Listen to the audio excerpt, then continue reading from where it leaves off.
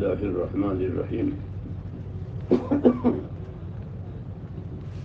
الحمد لله رب العالمين الحمد لله رب العالمين والصلاة والسلام على سيد المرسلين وعلى آله وأصحابه أجمعين اللهم اجعلنا نبينا محمدا صلى الله عليه وسلم بما هو أهله واجزل الأنبياء كلهم خيرا وسلام على المرسلين والحمد لله رب العالمين. بزرگوں اور پیارے بھائیوں، بات یہ ہے کہ اللہ تبارک و تعالیٰ نے آپ حضرات کو ایک بہت بڑا شرف عطا فرمایا ہے.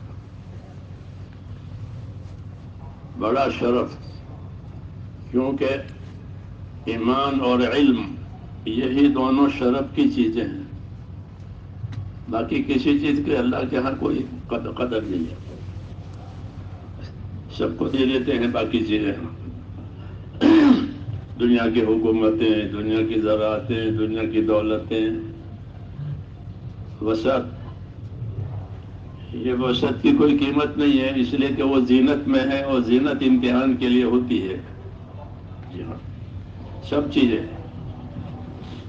لیکن ایمان اور علم کہ یہ تو اللہ تبارک و تعالیٰ درجات کو بلند کرنے کے لیے دیتے ہیں.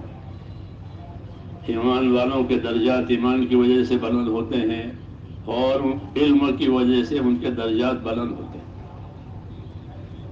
یہی دو دولتیں ہیں کہ جو اللہ تعالیٰ نبیوں کے ذریعے سے دنیا میں بندوں تک پہنچاتے ہیں. ایک ایمان کی دولت ہوتی ہے، ایک علم کی دولت ہوتی ہے. ایمان اتنی بڑی چیز ہے کہ دنیا کا بقا ایمان کی وجہ سے ہے. اس دلیل سے کہ ایک آدمی بھی اللہ اللہ کرنے والا اگر روئے زمین پر ہے تو یہ دنیا باقی رہے گی. ایک ہی آدمی ہے، ایمان والا ہے، اور وہ اللہ اللہ کر رہا ہے، تو اس کی وجہ سے یہ کائنات باقی رکھی جائے گی. جب ایک بھی نہیں رہا تو پھر کائنات کو اللہ تعالیٰ ختم کر دیں گے. تو یہ دلیل ہے کہ عالم کا بقا جو ہے وہ ایمان کی وجہ سے ہے. دوسری چیز اللہ تعالیٰ نے دی ہے انبیاء کرام کے ذریعے سے، وہ علم عطا فرمایا ہے. علم عطا فرمایا ہے. یہ علم دنیا کی سلامتی کا سامان ہے، جس طرح ایمان بقا کا سامان ہے. کہ دنیا کی سلامتی جو ہے وہ علم کی وجہ سے ہے. کیونکہ جو علم اللہ تعالیٰ انبیاء کرام پر نازل فرماتے ہیں وہ دنیا کی ترقی کے لیے نہیں ہوتے کہ دنیا ایسی بناؤ، ایسی بناؤ، ایسی بناؤ. اس کے لیے نہیں ہوتے. بھائی وہ آباد تو جاتی رہتی ہے، گڑی گڑی اس کے کان موڑتے رہتے بھی.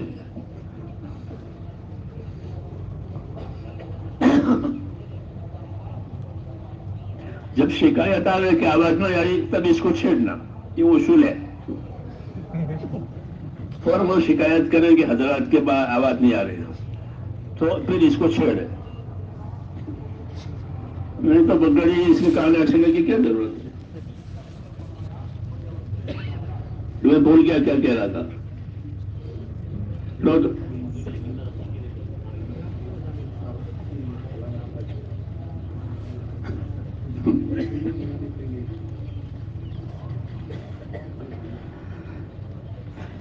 تو یہ دو چیزیں دی گئی ہیں.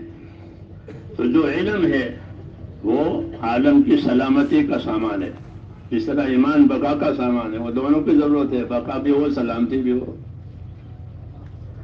تو علم دین اتارا گیا ہے اللہ کی طرف سے، اور چونکہ وہ بہت وقی اور اہم ہے اس لیے اس علم کی اتباع کا نبی کو بھی حکم ہے کہ جو علم ہم آپ کی طرف وحی کر رہے ہیں آپ اس کا اتباع کریں. اتبع ما اوحی الیک، آپ اس کا اتباع کریں کیونکہ یہ اہم ہے. اس لیے کہ ہم کہتے ہیں کہ قرآن کریم جو ہے، مولانا الیاس صاحب فرماتے تھے کہ قرآن کریم یہ رسول صلی اللہ علیہ وسلم کا رہبر ہے. رسول صلی اللہ علیہ وسلم سارے عالم کے رہبر ہیں. اور آپ کا رہبر کیا؟ آپ کا رہبر قرآن کریم ہے. کیا آپ کی رہبری قرآن کریم کے ذریعے سے؟ قرآن کریم اللہ کا علم ہے، اللہ کا کلام ہے. تو اس لیے عالم کی بقا کے لیے اللہ تعالیٰ نے انبیاء والا علم دیا ہے. عالم کی بقا اس لیے کہتے ہیں کیونکہ جو علم نبیوں پر نازل ہوتا ہے وہ اس دنیا کی ترقی کے لیے نہیں ہوتا، کیونکہ دنیا کی ترقی تو اپنے تجربات پر ہوتی ہے. جتنے تجربات بڑھیں گے دنیا ترقی کرے گی. ہاں، یہی اس کی بنیادیں ہیں. لیکن یہ علم جو انبیاء کرام پر نازل ہوا ہے یہ دنیا کی ترقی کے علاوہ دوسری چیز کیا ہے کہ وہ حقوق کی حفاظت کے لیے نازل کیا گیا ہے. کیونکہ دنیا کو اللہ تعالیٰ نے دارالحقوق قرار دیا ہے، جس طرح آخرت کو دارالوجور قرار دیا ہے. آخرت دارالوجور ہے تو اجر کس کے لیے ہے؟ کہ اجر جس نے حق ادا کیا ہے اس کے لیے. نعم اجر العاملین، اگر عمل کیا ہے تو اچھا اجر ہے. جی ہاں، تو آخرت کو دارالوجور قرار دیا ہے اور دنیا کو دارالحقوق قرار دیا ہے. یہ دارالحقوق ہے، یہاں تعلقات بھی پیدا ہوں گے اور حقوق بھی ہوں گے، دونوں باتیں ہوں گی. انسانوں میں اور حیوانوں میں یہ فرق ہے کہ حیوانوں کے آپس کے کوئی تعلقات نہیں ہوتے. جسے آپ حضرات نے پڑھا ہے اور پڑھایا ہے کہ بقائے باہم، جو اصول فقہ والے بحث کرتے ہیں بقائے باہم، کہ بقائے باہم کی ہے انسانوں میں. ایک دوسرے کا بقا ایک دوسرے کی وجہ سے ہے کہ ان کا تعلق ہے. جی ہاں، معیشت کا بھی اور آخرت کا بھی دونوں تعلقات ہیں. معیشت کے بھی تعلقات ہیں کہ حاجتیں اللہ تعالیٰ نے پھیلا رکھی ہیں اور حاجتیں ایک دوسرے سے وابستہ کر رکھی ہے. یہ معیشت کے لیے ہوا ہے کہ مجھے بال کٹوانے کی ضرورت ہے مثال کے طور پر، اور بال کاٹنے والے کو پیسے کی ضرورت ہے. ہاں، معیشت کے لیے تعلقات. میں بال کٹواؤں گا اور اس کو اجرت دوں گا، دو کپڑے دھلواؤں گا اس کی اجرت دوں گا. قسمنا بینہم معیشتہم، تو ان کی معیشت تقسیم ہو گئی ہے. جی ہاں، اس طریقے سے معیشت کے لیے. ایسے ہی آخرت کے لیے اور اللہ تعالیٰ کے حقوق ادا کرنے کے لیے بھی اللہ تعالیٰ نے حقوق نازل کیے ہیں ایک دوسرے پر. تو اس کو حقوق قرار دیا ہے. سب سے پہلے حق اللہ کا ہے، سب سے پہلا حق اللہ کا. تو اللہم انت الاول فلیس قبلک شیء، اللہ اول، اس سے پہلے کوئی نہیں. اس لیے پہلا حق کس کا ہے؟ کہ پہلا حق اللہ تعالیٰ کا ہے. اور وہ کیا حق ہے؟ کہ اس کی عبادت کی جائے گی، اس کے ساتھ کسی کو شریک نہیں کیا جائے گا. یہ حدیث شریف میں ہے. یا معاذ تدری ماذا حق اللہ، ہے معاذ آپ کو معلوم ہے اللہ کا کیا حق ہے؟ کہ مجھے نہیں معلوم ہے کہ اللہ کا حق یہ ہے کہ اسی کی عبادت کی جائے گی، اس کے ساتھ کسی کو شریک نہیں کیا جائے گا. یہ اللہ کا حق ہے. تو یہ دلیل ہے کہ دنیا کو حق تعالیٰ شانہ نے حقوق ادا کرنے کے لیے بتائی کہ یہاں حقوق ادا کیے جائیں گے. جب حقوق کی بات ہے تو حقوق کا علم ہونا چاہیے، ورنہ کیا حق ادا کریں گے وہ جب اس کی خبر ہی نہیں ہے. تو اس لیے یہ علم نازل کیا گیا ہے انبیاء کرام کے ذریعے سے کہ جیسے تمہارے آپس کے تعلقات ہیں ایسے آپس کے حقوق بھی ہیں. ورنہ تعلق کا کوئی مطلب نہیں ہے. یہ تعلقات ہے اور تعلقات میں کوئی حق ادا نہیں ہو رہا ہے، تعلقات کا کیا فائدہ؟ اس لیے تعلقات قائم کیے گئے ہیں دنیا میں اور ان تعلقات کے لیے حقوق قائم کیے گئے اور حقوق کی خبر دی گئی ہے کہ یہ حق ہے. پھر ان حقوق کے بارے میں دو طریقے کا علم دیا. ایک اس کی ادائیگی کے طریقے کہ اس کا حق کس طرح ادا کیا جائے گا. دوسرا کہ اس کے فضائل بتائے کہ اس طریقے سے حق ادا کیا جائے گا تو اس پر یہ ملے گا، یہ ملے گا، یہ ملے گا، یہ ملے گا. یہ دو قسم کے علوم اللہ تعالیٰ نبیوں کے ذریعے سے دیتے ہیں. طریقوں کا علم، فضائل کا علم. طریقوں کا علم، فضائل کا علم. ہاں، طریقے مختلف ہوتے ہیں کیونکہ ضرورتیں مختلف ہوتی ہیں، حالات مختلف ہوتے ہیں. اس لیے طریقے مختلف ہوتے ہیں، طریقے زیادہ ہوتے ہیں. پہلے زمانے کے جتنے شرائط تھی وہ سب اسی وجہ سے کہ مختلف قسم کے حالات ہوتے ہیں تو مختلف قسم کے طریقے ان کو دیے جاتے تھے. اصل چیز تو ایک ہی ہوتی ہے عقائد، اس میں کوئی فرق نہیں پڑتا، لیکن اس کے بعد کی چیزوں میں فرق پڑتا ہے حالات کی وجہ سے. تو یہ علم اللہ تعالیٰ نے ہم کو دیا ہے حقوق کی ادائیگی کے لیے. اللہ کا حق، رسول کا حق، کتاب کا حق، اور جتنے تعلقات ہیں اتنا ان کا حق. یہاں تک کہ جانور پالا ہے تو جانور کا بھی حق. ہاں، نفقات کے مسائل میں یہ چیزیں آتی ہیں. جی ہاں، نفقات کے مسائل میں یہ چیز آتی ہے کہ غلام باندیا ہے تو ان کا بھی حق ہے، اور جانور ہے تو ان کا بھی حق ہے کہ یا تو ان کو پالو نہیں تو بیچ دو. یہ مسئلے لکھے ہوئے ہیں اندر، یا تو ان کو پالو یا پھر انہیں بیچ دو تاکہ ان کا حق نہ مرے. تو غرض کہنے کی یہ ہے کہ اللہ تعالیٰ نے یہ علم ہم کو حقوق کی ادائیگی کے لیے دیا ہے تاکہ اللہ تعالیٰ کا حق ادا ہو جائے. سب سے پہلا حق عبادت کا ہے. پھر عبادت کے طور طریقے یہ جاننا ضروری ہے کہ عبادت کے طور طریقے کیا ہیں. تو عبادت کے طور طریقے بتانے کے لیے شریعتیں آئی کہ اللہ تعالیٰ کا حق ادا کرنے کے لیے عبادتوں کے لیے کیا کیا طور طریقے ہوں گے. وہ شریعتیں آئی، اور انہی شریعتوں کا ایک جز معاشرت بھی آیا کہ معاشرت کے کیا حقوق ہیں اور معاشرت کی کیا بنیادیں ہیں. یہ ہم کو سمجھایا گیا ہے. اس طرح اللہ کے حقوق میں توحید بنیاد ہے. اللہ کے حقوق میں توحید بنیاد ہے، اصلی ہے. ایسے ہی آپس کے حقوق کی بنیاد میں کیا چیز ہے کہ آپس کے حقوق کی بنیاد میں انصاف اور احسان ہے. مخلوق کے حقوق کی بنیاد انصاف پر اور احسان پر رکھی گئی ہے. ان اللہ یامر بالعدل والاحسان. عمر بن العزیز رحمۃ اللہ علیہ نے یہ آیت جمعہ کے خطبوں میں پڑھی تو پھر خطبہ اس کو پڑھ رہے ہیں کیونکہ یہ معاشرت کی بنیاد ہے.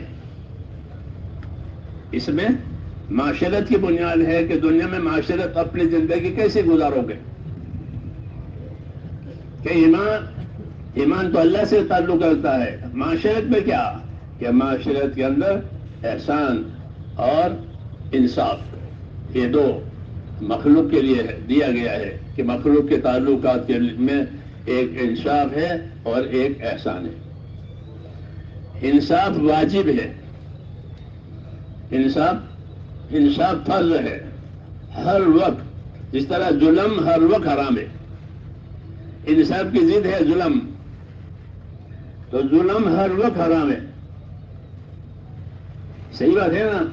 ہاں، ظلم ہر وقت حرام، کہ کوئی کسی پر ظلم نہ کرے. اللہ فرماتے میں نے بھی ظلم اپنی ذات پر کرنا حرام کر رکھا ہے، میں کسی پر ظلم نہیں کرتا. وما انا بظلام للعبید، میں اپنے بندوں کے لیے ظالم نہیں ہوں. تو ظلم ہر وقت حرام اور انصاف ہر وقت واجب. انصاف ہر وقت واجب. کونوا قوامین بالقسط، یوں کہا، انصاف کے ساتھ اپنے قائم رہو. تو انصاف ہر وقت واجب اور ظلم ہر وقت حرام. یہ ہماری معاشرت اور حیات میں یہ چیزیں ہم کو دی گئی ہیں کہ انصاف کے ساتھ رہو، احسان کے ساتھ رہو. انصاف تو فرض ہے، احسان مستحسن ہے کہ انصاف بھی کرو، احسان بھی کرو. حضور صلی اللہ علیہ وسلم فرماتے تھے تاجروں سے کہ تول کے دو، کہ تول کے دینا انصاف. وزنوا بالقسطاس المستقیم، ناپ تول برابر دیا کرو. یہ انصاف ہے، کیونکہ ان سے مال لیا ہے تو مال کے بدلے میں مال دینا ہے، تو انصاف سے کرو تاکہ کمی نہ ہو جائے. اور احسان کرو. فرماتے تھے کہ زن و ارجح، تول کے دے اور جھکا کر دے. تو جھکا کر دینا مستحب ہے، احسان ہے، اور تول کے دینا فرض ہے. حقوق کی ادائیگی کے یہی دو صورتیں. حقوق کے کہ جتنا مال ان سے لیا ہے اتنا مال اس کے وجہ اس کو دیا جائے گا، اور زیادہ دے تو احسان ہے. انصاف اور احسان بندوں کے حقوق کے بارے میں. تو یہ ہماری ترتیب ہے انبیاء کرام کی، تاکہ دنیا کی سلامتی رہے. کہ انصاف والے کو انصاف ملے، احسان والے کو احسان ملے، اور ان سب کے ذریعے سے اللہ تعالیٰ کے جو حقوق ہمارے اوپر قائم ہوتے ہیں کہ وہ ادا ہو جائیں۔ اس کی وجہ سے تعلق اللہ تعالیٰ سے بھی صحیح ہوگا، عبدیت والا، اور بندوں سے بھی تعلق صحیح رہے گا، حسن معاشرت والا۔ یہی دو دنیا کی چیزیں ہیں، اللہ تعالیٰ سے عبدیت اور بندگی کا تعلق ہے ہمارا، اور آپس کا تعلق، مخلوق کے ساتھ تعلق انصاف اور احسان کا ہے۔ یہ اس علم میں جو اللہ تعالیٰ نے نازل کیا ہے ہم کو بتایا گیا کہ اللہ ہے تو اس کا حق عبادت کا ہے، اور مخلوق ہے تو مخلوق کے ساتھ احسان اور انصاف، یہ بنیادیں ہیں۔ ہاں، پھر اس میں آگے ترقیات ہوتی ہیں، جتنے جتنے حالات آئے، جتنے جتنے ضرورت آئی، اس حساب سے علوم نازل کیے گئے۔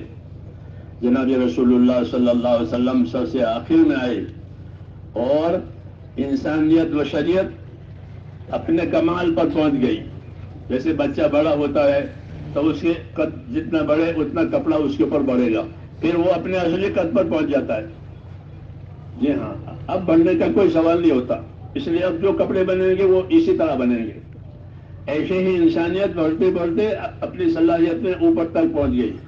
اب جو دین آیا وہ کامل آ گیا کہ اب بڑھانے کی بھی ضرورت نہیں ہے، گھٹانے کی بھی اجازت نہیں ہے۔ یا بنی آدم انزلنا علیکم لباسا، ایک ظاہری لباس ہے اور ایک تقوی کا لباس ہے۔ تقوی کا لباس دین ہے۔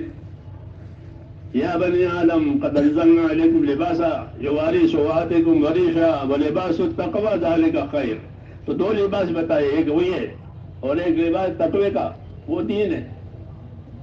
ایک لباس تقوی کا لباس، وہ تقوی کا لباس کیا ہے کہ وہ دین ہے۔ ہاں،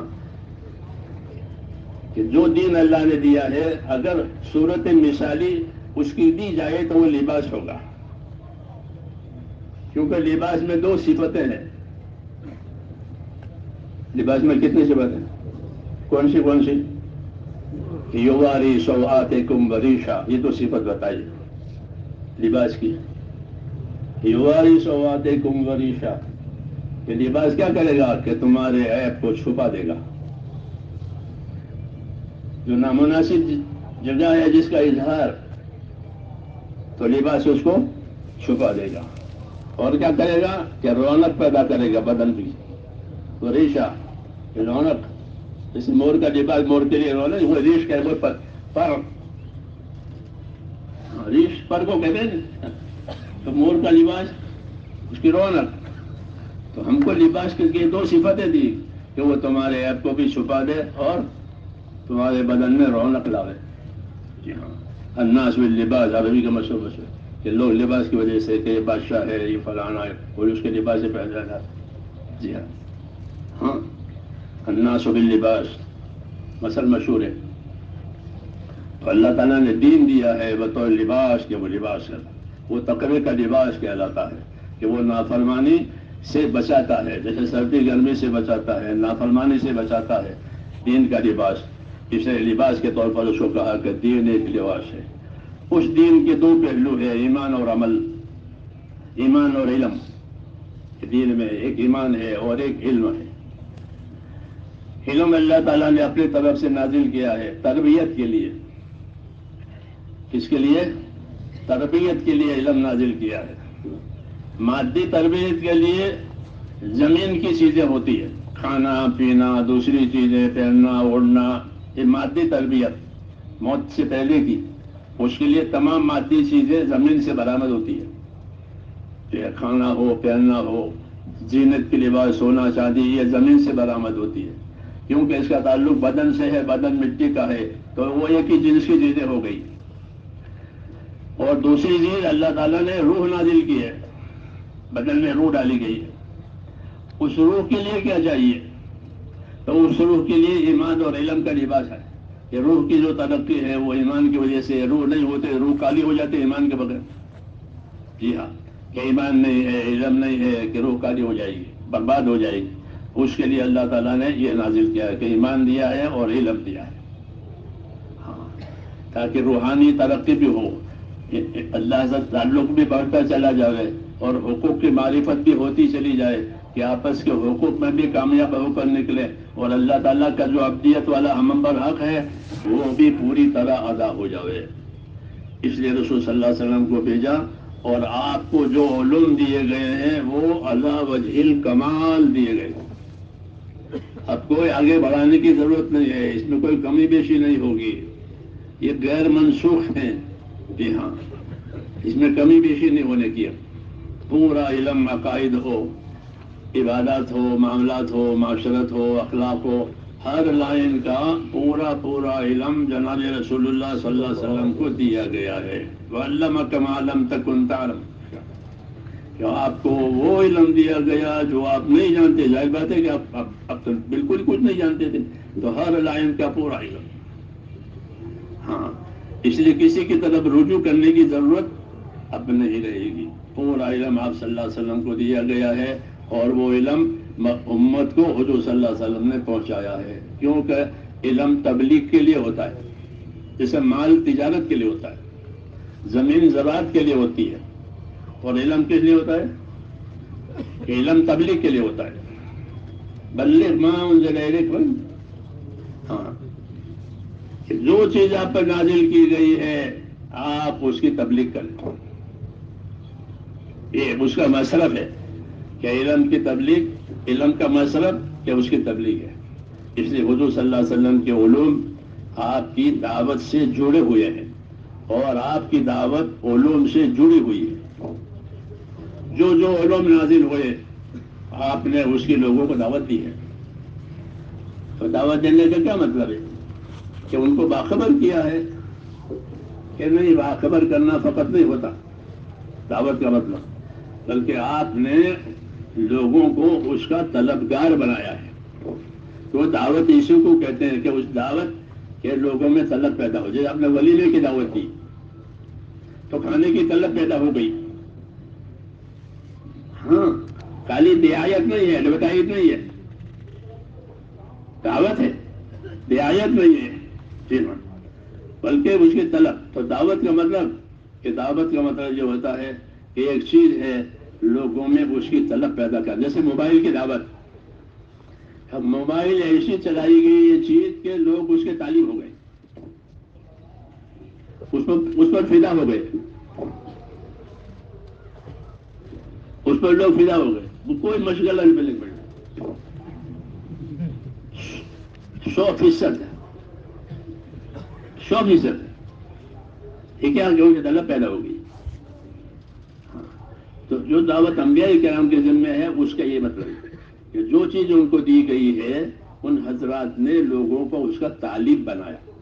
اگر اس کا طالب نہ بناتے تو لوگ اس کی مخالفت نہ کرتے، لیکن لوگوں نے نبیوں کی مخالفت کی ہے، کیوں کہ وہ ان کو اس کا طالب بناتے تھے کہ اس کو لو، اس کو لو، اس کو قبول کرو اور اس سے فائدہ اٹھاؤ، وہ اس پر زور دیتے تھے، ہاں، اپنے محنت پر خرچ کرتے تھے، اور چونکہ وہ نبیوں کی دعوت ان کے نفس کے خلاف ہوتی تھی اس لیے ان کو نبیوں کی مخالفت کرنی پڑتی تھی، وہ نبیوں کی مخالفت کرتے تھے اس وجہ سے۔ تو وہ حضرات صرف پہنچا دینے پر کفایت نہیں کرتے تھے کہ بھائی ہم نے ایک چیز تھی تم کو پہنچا دی، کہ نہ، ایسا نہیں ہے، بلکہ وہ دعوت دیتے تھے اور لوگوں کو اس کا طلبگار بناتے تھے کہ یہ تمہارے کام کی چیز ہے، تم اس کو لے لو۔ اس لیے حضور صلی اللہ علیہ وسلم بہت زور لگاتے تھے اس پر کہ لوگ اس کو لے لیں، لوگ اس کو قبول کریں، تو اللہ تعالیٰ فرماتے ہیں کہ آپ اپنے آپ کو ہلاک کرو گے ان لوگوں کے لیے، جی ہاں، کیوں کہ آپ اس پر زور لگے لوگ اس کے طلبگار بن جائیں۔ تو دعوت کی جو غرض ہوتی تھی وہ یہ ہوتی تھی کہ لوگ اس کے طلبگار بنیں، اور ان کو طلبگار بنانے کے لیے دو چیزیں استعمال ہوتی تھی۔ ایک چیز یہ استعمال ہوتی تھی کہ جو بات میں بتا رہا ہوں، جس کی طرف میں تم کو دعوت دے رہا ہوں، اس کے کیا نفع ہیں، اس کے کیا نفع ہیں، اور اس کے نہ کرنے کے کیا نقصانات ہیں، یہ سمجھایا جاتا تھا۔ کیونکہ ہماری دعوت میں خالی ایڈورٹائز نہیں ہے بلکہ افہام تفہیم ہے۔ کیا ہے؟ افہام تفہیم۔ ہمارے حضرت ہی فرماتے تھے کہ سمجھاؤ لوگوں کو، لوگوں میں سمجھ ہے، لوگوں میں سمجھ ہے، ہم سمجھانے میں کمی نہ کریں، لوگوں میں سمجھ ہے وہ بات لیں گے، کہ سمجھانے میں کمی نہ کرو، ادھر ادھر کی بات نہیں، کہ سمجھانا ہے ایک چیز ہے۔ اس لیے انبیاء کرام اس کا نفع بھی سمجھاتے تھے اور اس کے نہ ہونے کا نقصان بھی سمجھاتے کہ میں جو بات کہہ رہا ہوں وہ ایسی نہیں ہے سرسری بات، ہوئی نہیں ہوئی نہیں ہوئی کہ نہ ایسا نہیں ہے، اگر ہو گئی تو اس کا یہ نفع ہے، نہیں ہوئی تو اس کا یہ نقصان ہے۔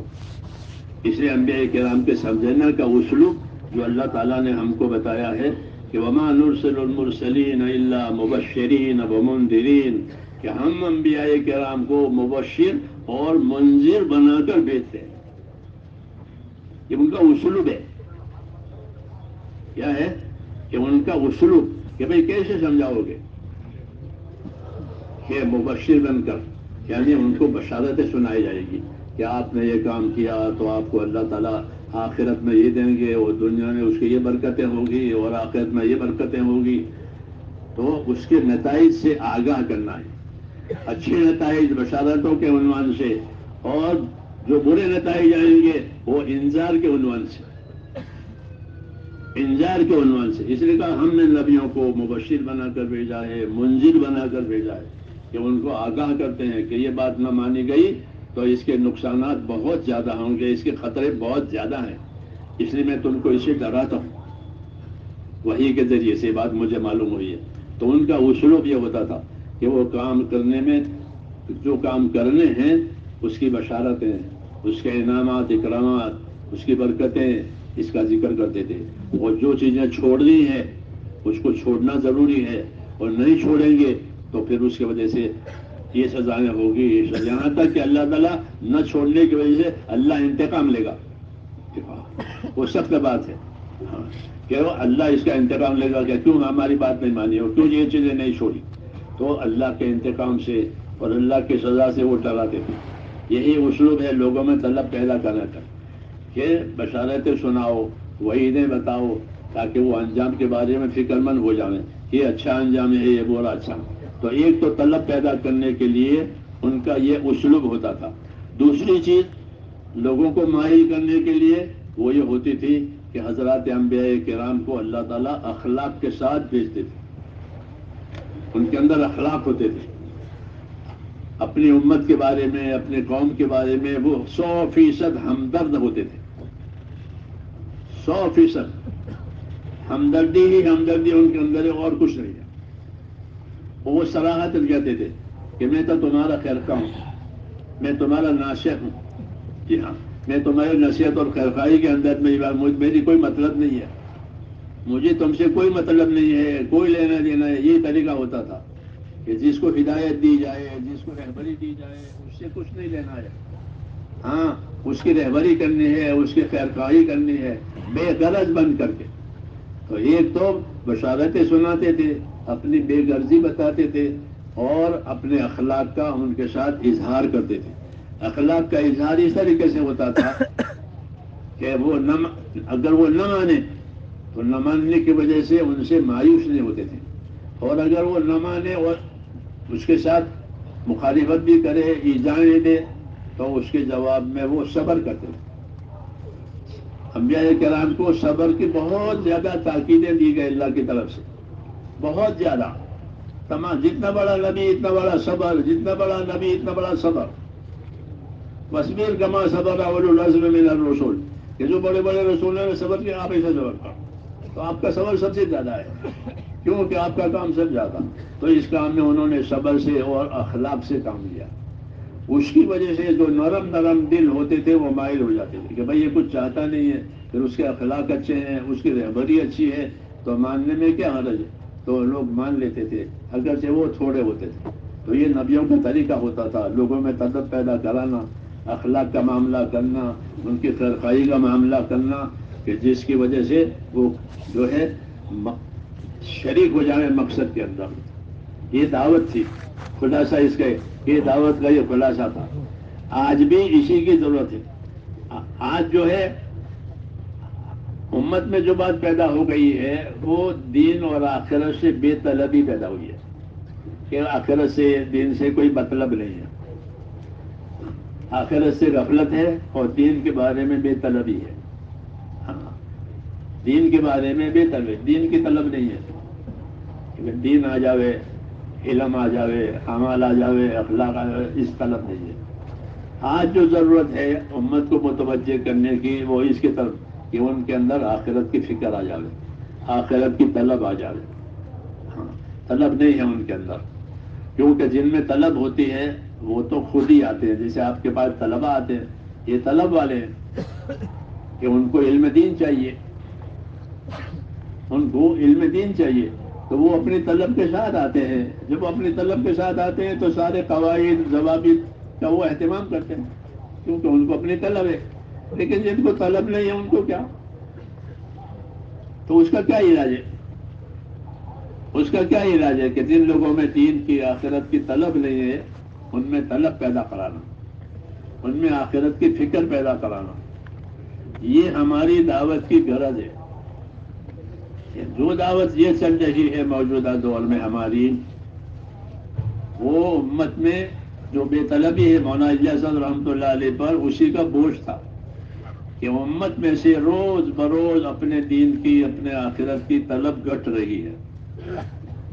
تو فرماتے تھے جب کوئی چیز گھٹنے پر ہی ہے تو ایک دور ایسا آئے گا کہ وہ بالکل نہیں رہے گی، تو کوئی طلب ہی نہیں ہے آخرت سے، کوئی دین کے علم سے کوئی واسطہ ہی نہیں ہے.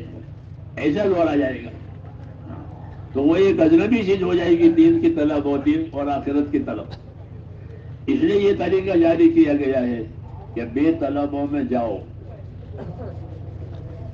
جیسے بیماریاں بڑھ جاتی ہے تو ڈاکٹروں کے کیمپ لگتے ہیں، کیمپ لگتے ہیں کہ اب ڈاکٹر جائیں گے. ہاں، کیونکہ وہ غریب لوگ ہیں، بڑے بڑے اسپتالوں میں جا نہیں سکتے، اور شکایتیں بڑھ گئیں تو پھر یہ بھی ایک طریقہ اختیار کیا جاتا ہے کہ کیمپ لگاؤ اور مریضوں کے پاس جاؤ، وہاں مریضوں کو بلاؤ ان کے اچھے کاموں پر، اور ان کا وہاں جا کے علاج کرو. یہ بھی ایک طریقہ ہے. کسی طرح تو اس طرح جو اسپتال گشتی اسپتال ہوتے تھے، گشتی دواخانے، اس طرح گشتی کچہریاں، کورٹ کچہری بھی گشتی کہ کیس بہت بڑھ جاتے تھے. اب تو نہیں ہوتے، پہلے ہوتے تھے کہ کیس بہت بڑھ گئے ہیں تو عدالتیں گشتی ہوتی تھی. جی ہاں، کہ فلاں جگہ یہ کیس وہاں نمٹا ہو، ان کو وہیں بلاؤ، یہاں تاریخیں بہت دی گئی ہے. تو ایسے گشتی عدالتیں، گشتی اسپتال ہے. ایک مثال کے لیے کہ ہم نے یہ جو طریقہ ہے کوئی غیر بوجھ نہیں ہے، بلکہ اپنی معیشت کے لیے، اپنی مادیت کے لیے یہ طریقے اختیار کیے جاتے ہیں.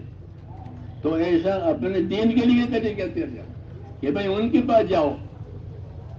چنانچہ انبیاء کرام شروع میں امتوں کے پاس اللہ ہی ان کو بھیجتا تھا کہ ان کو تو کوئی پڑھی نہیں ہے، تم ان کے پاس جاؤ.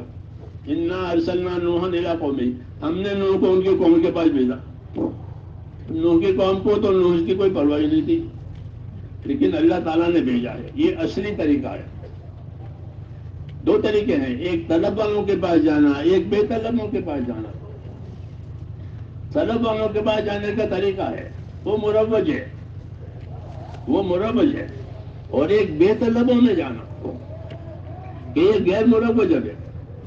یہ صرف نبیوں کے طریقوں میں ہے کہ ان کو تو کوئی طلب ہے نہیں، وہ تو چاہتے بھی نہیں، وہ تو کپڑا الٹتے کے بات بھی نہیں سننا چاہتے. تو بھی جاؤ، تو بھی جاؤ بے طلبوں میں جانا. تو اصلی طریقہ یہی تھا نبیوں کا کہ وہ بے طلبوں میں جاتے تھے، اور بے طلبوں میں جا کر کے پھر ان کو سمجھاتے تھے. ان کی زندگی جہالت میں گزر رہی ہے. اچھا، جہالت کا ایک اچھا اثر یہ بھی ہے، حضرت عمر فرماتے تھے کہ ما عرف قدر الاسلام الا من عاش فی الجاہلیہ. ہاں، یہ کلمہ ان کا بڑی امی لفظ ان کا ملفوظ ہے یہ کہ ما عرف قدر الاسلام الا من عاش فی الجاہلیہ، کہ اسلام کی قدر وہ پہچانے گا جس نے جاہلیت میں اپنی زندگی کے دن کاٹے ہوں گے. اب ان کے بعد اسلام آیا، ان کے بعد اسلام کے طور طریقے آئے، یہ آداب ہے، یہ اخلاق ہے، یہ اعمال ہے، تو ان کو اس کی قدر ہوگی کہ ہم تو کہاں تھے اور یہ کہاں کیا کہہ رہے ہیں. آج یہی بات ہے کہ جب جماعتیں ملکوں میں جاتی ہے اور یہ طور طریقے دیکھتی ہے یا پیشتی ہے تو پھر ان کا میلان ہو جاتا ہے. ہاں، ان کا میلان ہو جاتا ہے کہ یہ تو ہمارے پاس یہ چیز ہے نہیں اور یہ طریقہ ہمارے پاس نہیں ہے. ہاں، اور یہ نمازیں ہیں، یہ ذکر ہیں، یہ عبادتیں ہیں، یہ آپس کی خدمتیں ہیں، جو ہماری دعوت کا ایک نظام ہے، تو چونکہ انہوں نے زندگی اس میں کاٹی ہے اس لیے ان کو اس کی طلب ہوتی ہے۔ تو حضرت عمر رضی اللہ تعالیٰ عنہ کی یہ بات جو ہے وہ بہت امید افزا ہے کہ جتنی جاہلیت کا اثر ہوگا اتنا تمہاری دین کی باتوں کا اثر ہوگا۔ وہ منفی اثر ہے یا مثبت اثر ہے؟ یہ مثبت اثر اتنا ایک اثر کرے گا کہ جتنا وہ منفی اثر ہے۔ چنانچہ دنیا کے ملکوں میں ہماری جماعتیں الحمدللہ جاتی ہیں، آپ حضرات جانتے ہیں تو کتنے اثرات ہوتے ہیں اور کتنا لوگوں کا اس کی طرف رجوع ہوتا ہے کہ وہ اپنے مال جان کے ساتھ لمبے لمبے اوقات کے ذریعے سے نکلتے ہیں اور اس کام کو سنبھالتے ہیں، اس کی ذمہ داریاں لیتے ہیں اور مشوروں سے چلتے ہیں اور پوچھ کر چلتے ہیں۔ یہ کیا بات ہوئی کہ ان کو اپنی زندگی کی ذمہ داری کا خیال آ گیا کہ ہماری زندگی کی یہی اصلی ذمہ داری ہے، ہم کو اللہ تعالیٰ نے اسی لیے پیدا کیا ہے۔ کوئی سمجھانے والا نہیں آیا اس لیے اب تک ایسی زندگی، اب سمجھانے والے آ گئے۔ اس لیے اللہ تعالیٰ کی طرف سے یہ بھی ایک طریقہ ہے کہ جو بے طلب لوگ ہیں ان کے پاس جانا یہ اصلی طریقہ ہے۔ یہی طریقہ شروع سے چلا کہ نبی ان لوگوں کے پاس جاتے تھے جن کے اندر دین کی کوئی طلب نہیں ہے، بلکہ وہ مخالفت بھی بات مانو کر دشمنی بھی کرتے تھے، لیکن نبی ان میں کام کرتے تھے، نبی ان میں اپنے طریقے سے کام کرتے تھے، وہ مانتے ہی نہیں تھے، مخالفتیں کرتے تھے۔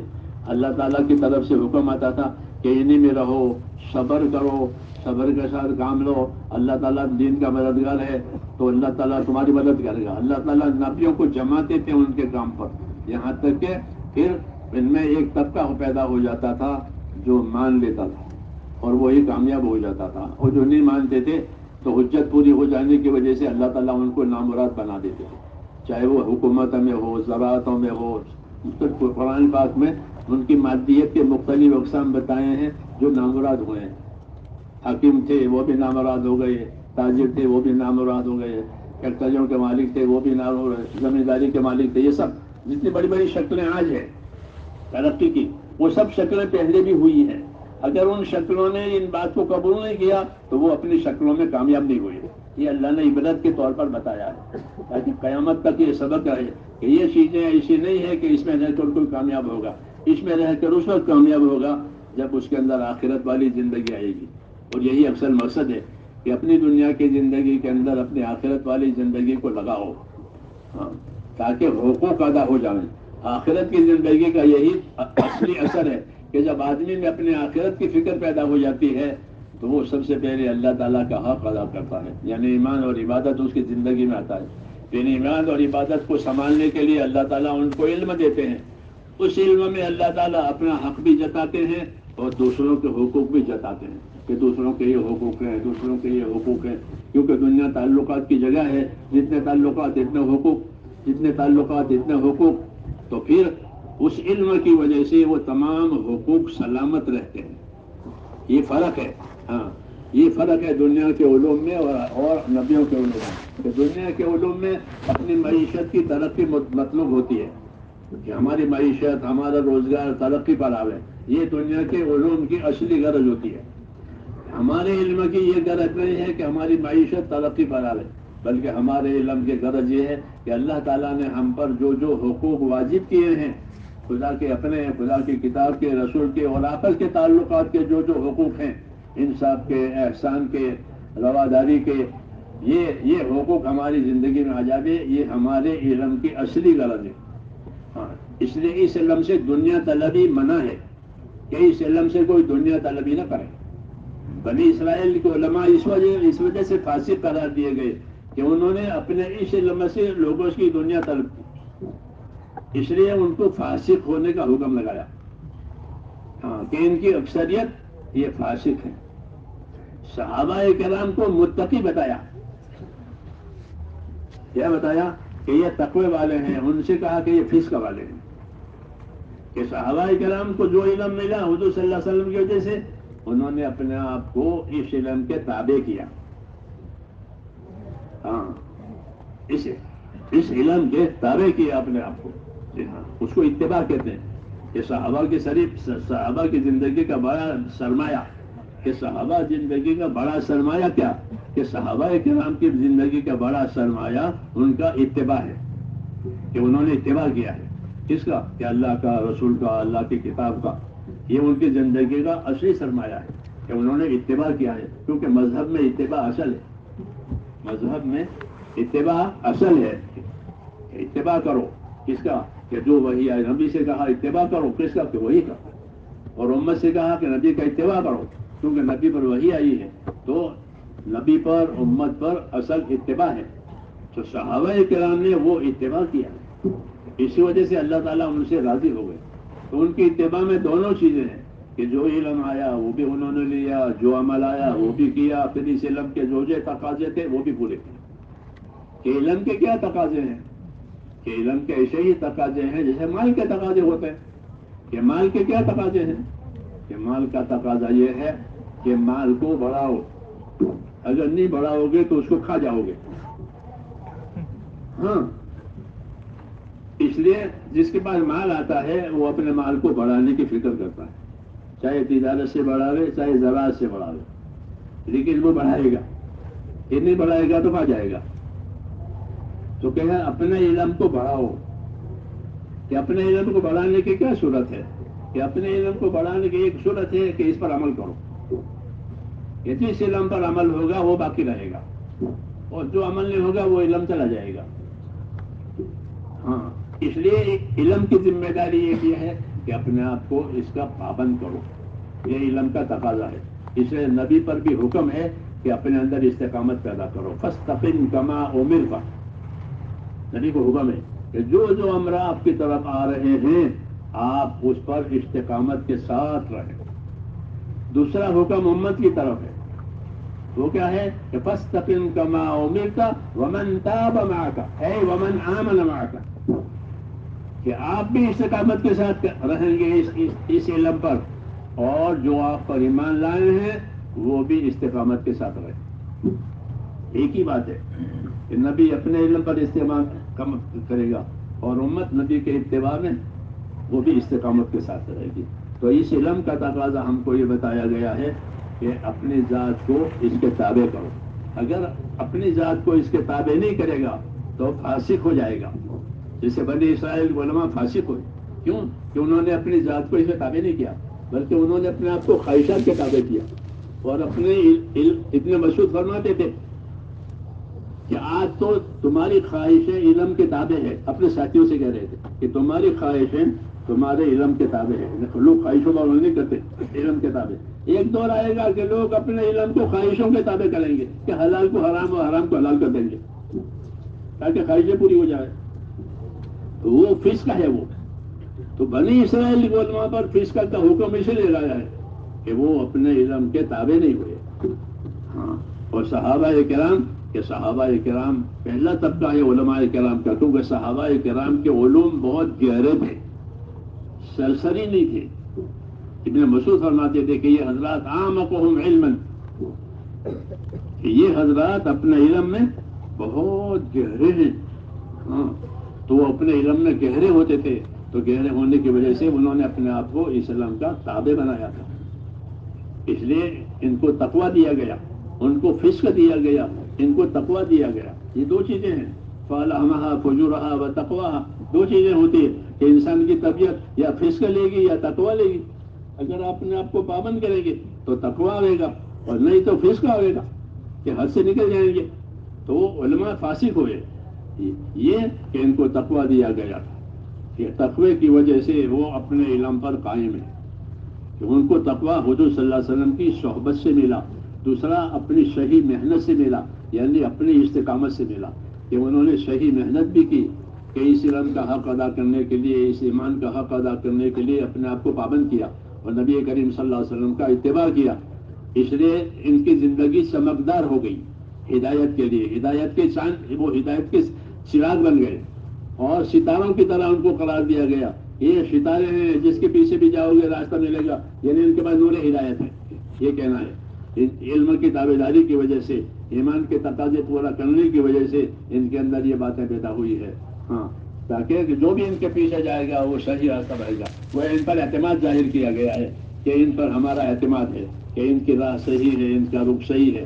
ابن مسعود فرماتے تھے کہ یہ وہ طبقہ ہے کہ جس کو اللہ تعالیٰ نے اپنے نبی کے لیے منتخب کیا ہے، تاکہ یہ نبی کا اتباع بھی کریں، نبی کا ساتھ دیں، نبی کا کام کریں، اس کے لیے، اور ان کے یہ صفتیں ہیں. تو وہی بات ہماری ذمہ بھی ہے.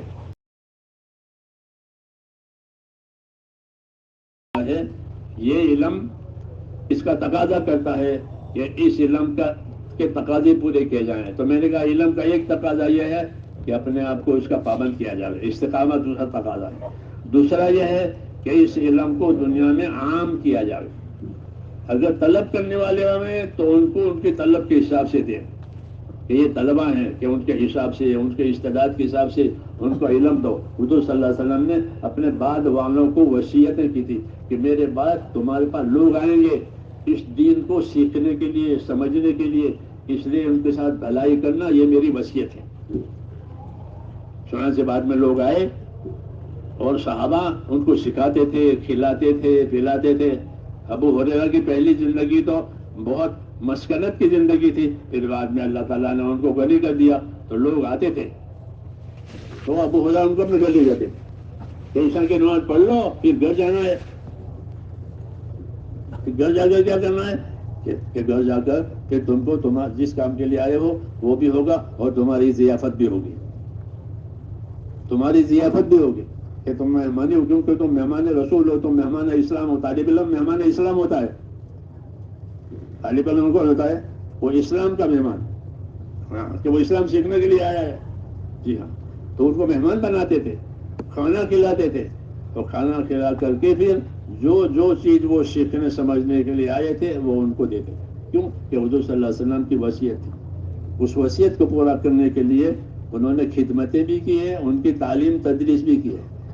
عباس بن عبد المطلب اور ان کے ایک بھائی، یہ دو بھائی تھے، یہ دونوں بھائی یہی کام کرتے تھے. عباس ابن عباس جو تھے عبداللہ، وہ تو بحر العلم، حبر العلم، آپ کو جانتے ہیں کتنا علم.